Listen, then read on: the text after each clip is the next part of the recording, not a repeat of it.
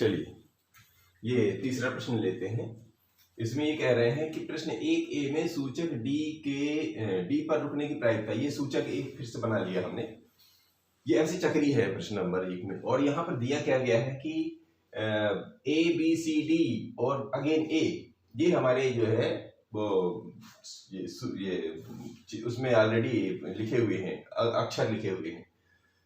तो देखिए जी, पहले का A लेते हैं, जैसे तीसरे का A वाला लेते हैं पहले। तो उस चक्री में कितने अक्षर हैं सूचक के रुकने की? तो चक्री में कुल कितने परिणाम हैं, मतलब कुल परिणाम कितने होंगे? तो कुल परिणाम कहलाएंगे कितने, गिन लीजिए, 1 2 3 4 5, तो कुल परिणाम है 5। कैसे? 2 बार A, 2 बार है, फिर B है, फिर C है और D है। ठीक है जी, तो कुल परिणाम हमारे 5। अगर ऐसा भी लिखना चाहें तो A B C D, तो कुल परिणाम कितने हो जाएंगे हमारे पास? 5। गिन लीजिए, 1 2 3 4 5, ये तो हमारे उस पे लिखे हुए। अब ये कह रहे हैं कि अनुकूल परिणाम, यानी कि प्रश्न ये सोचे डी यानी कि अब डी कितने हैं? अनुकूल परिणाम, अनुकूल परिणाम हम किसको ले रहे हैं? डी पर रुकने के लिए। तो डी कितने हैं? डी तो एक ही है, तो चाहे जितनी बार भी घुमाए डी एक ही है, तो जाहिर है कि एक बार जो डी है वो जितने भी रुकेगा डी में, तो एक ही चांस मिलेगा ना उसको। तो इसकी प्रायिकता क्या हो जाएगी? तो इसकी प्रायिकता हो जाएगी अनुकूल परिणाम बटे कुल परिणाम। अब बार बार नहीं लिखना, तो अनुकूल परिणाम 1 और कुल परिणाम 5, तो इसकी प्रायिकता हो गई 1 बटे 5। ये बात स्पष्ट होगी। क्यों? क्योंकि देखिए 1 2 3 4 5, डी 1 है, तो अनुकूल परिणाम 1, और प्रायिकता क्या होती?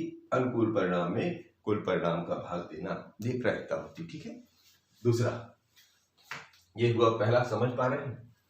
अच्छी प्रकार से फेंटी हुई 52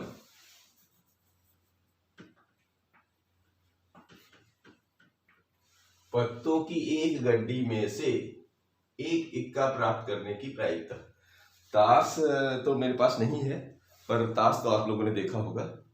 ताश में क्या होते हैं? 52 पत्ते होते हैं। बी बोल रहा हूँ, ए, फिर 2 3 4 5 6 7 8 9 10, और फिर एक जगह जे लिखा रहता है, एक क्यू, और एक क्यों होता है, किंग, क्या बोलते हैं उसको, राजा, तो बादशाह, हाँ, एक बादशाह होता है। इस तरह करके ये हमारे ये के उसमें लिखा रहता है। तो ये हमारे कुल इस तरह करके अलग अलग उसके, एक काली चिड़ी का कहलाता है, एक हुकुम का कहलाता है काले में, फिर एक लाल में पान का, एक लाल में ईंट का। इस तरह करके ये हमारे पत्ते होते हैं। यहाँ पत्ते मेरे हाथ में तो नहीं है, पर ऐसे समझिए, तो एक कलर के 13 पत्ते, यानी कि एक ही वो चिन्ह के, तो 4 प्रकार के हमारे को चिन्ह वहां होते, तो 13 चौके 52 इस तरह पत्ते हो जाते हैं। ठीक है जी। और हर कलर का जो चिन्ह का एक इक्का भी होता है। इसको लिखते चलते हैं तो बात ज्यादा स्पष्ट होगी। तो ताश में क्या होते हैं? कुल 52 पत्ते होते हैं। कितने? 52। ताश कहाँ गया? हाँ, अच्छा, ये बी। ताश में कुल 52 पत्ते होते हैं, तो कुल परिणाम कितने आ जाएंगे? यानी कि कुल, अब 52 पत्ते हैं तो काम तो इन्हीं में से होगा, जो भी होगा। ठीक है। 52 कैसे?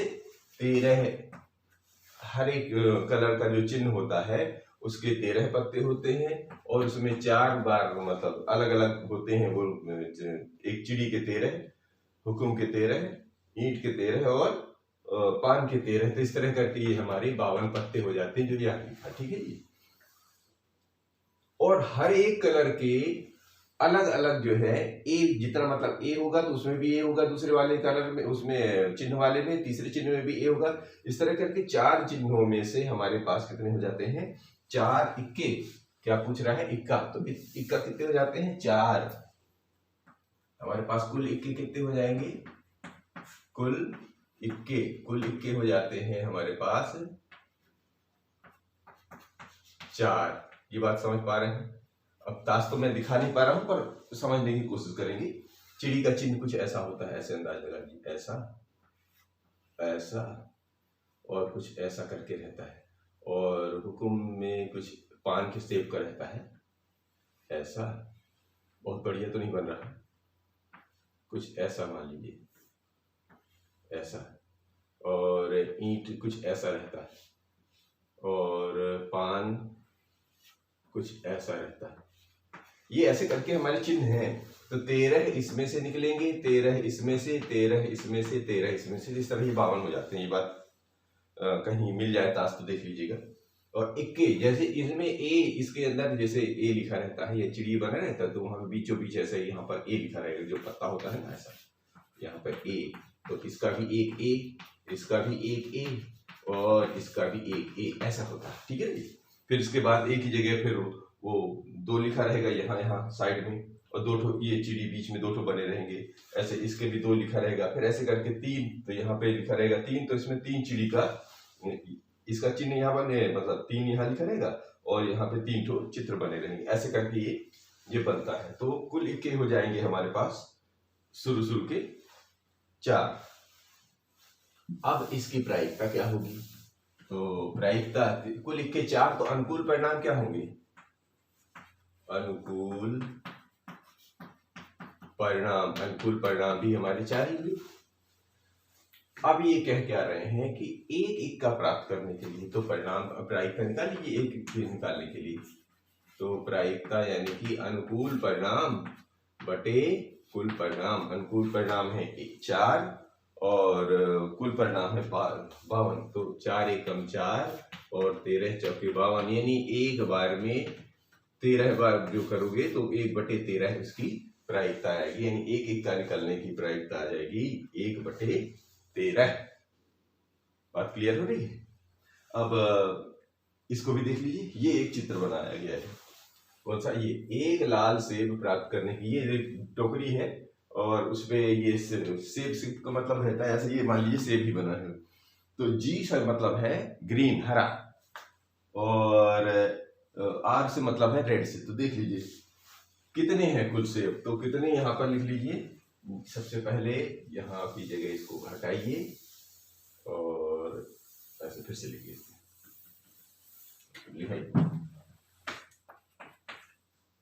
तो कुल सेब, पहले तो ऐसे लिखिए, कुल सेब कितने हैं? कुल सेब है 7, तो कुल परिणाम हो जाएगा, इसी को बोल देते हैं कुल परिणाम अर्थात 7। अब लाल वाला गिनने के लिए आर गिन लीजिए। तो आर कैसे गिन लीजिए? 1 2 3 4, 4 आ रहे हैं, बाकी 3 जी नजर आ रहे हैं, जी बाहर ग्रीन। तो लाल सेब, कुल लाल सेब कितने हैं? ये जी 4 हैं। तो अनुकूल परिणाम भी कितने होंगे? अनुकूल परिणाम हमारे हो जाएंगे 4, और तो प्रायिकता हो जाएगी, प्रायिकता निकाल दीजिए। तो प्रायिकता हो जाएगी अनुकूल परिणाम बटे कुल परिणाम। तो एक लाल सेब प्राप्त करने की प्रायिकता कितनी जाएगी? 7 बार निकालोगे तो 4 बार आपको लाल में हाथ आएगा, बाकी 3 पे नहीं आएगा। ये हमारी प्रायिकता थी। अगला लेते हैं।